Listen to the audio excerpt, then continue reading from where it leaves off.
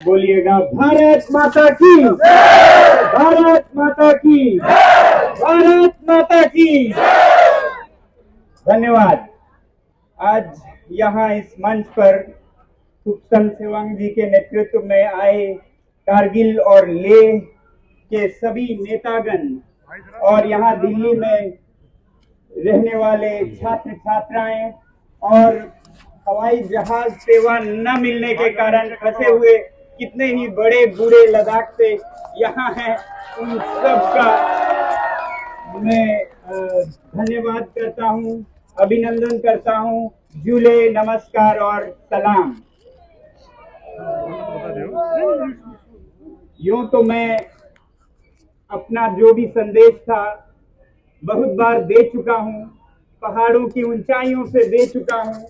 मेरी उम्मीद थी कि उन पहाड़ों के बुलंदियों से हमारी आवाज दिल्ली तक और सरकार तक जरूर पहुंचेगी, मगर लगता है शायद नहीं पहुंची, क्योंकि इसीलिए कोई न्योता नहीं आया है हमारे नेतागण को वार्तालाप के लिए भी कि हम इस डायलॉग के लिए, इस वार्तालाप के लिए भी अभी तक कोई न्योता नहीं आया।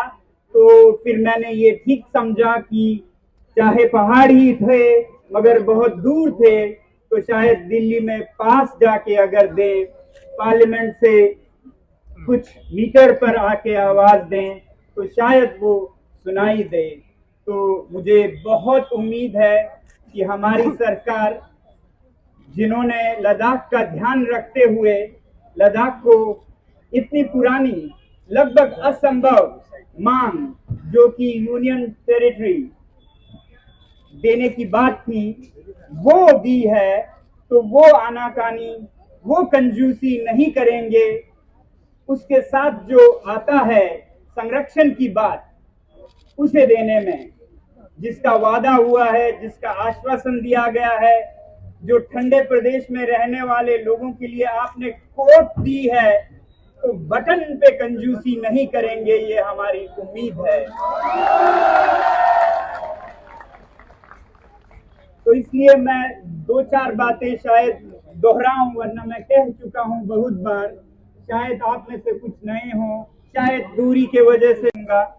मेरी बातें जैसे कहते हैं मुल्ला की दौड़ मस्जिद की ओर, मेरी बातें ज्यादातर पर्यावरण तक सीमित रही हैं, मगर फिलहाल हाल के कुछ हफ्तों में जो देखा लद्दाख में प्रक्रिया प्रशासन का, तो वो पर्यावरण और लोकतंत्र, एनवायरनमेंट एंड डेमोक्रेसी तक बढ़ गई है। तो इन्हीं दो बातों पर मैं कुछ आपके सामने संदेश रखना चाहूंगा। पहला तो ये कि पर्यावरण की दृष्टि से लद्दाख बहुत ही संवेदनशील है।